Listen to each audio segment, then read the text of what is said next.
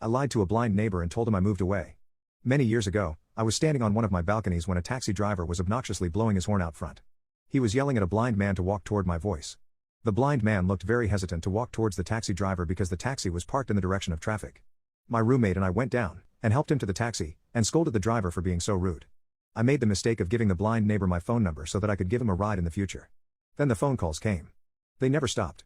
And when I gave him a ride, he would ask for various detours. I'm very calculated by nature. If he had told me beforehand where he wanted to go, it would be cool. But no. We'd be driving along and he'd throw in 2 to 3 extra places on each ride. And it came to be every day that he wanted rides. Sometimes he'd call me at 3 a.m. to pick him up from bars.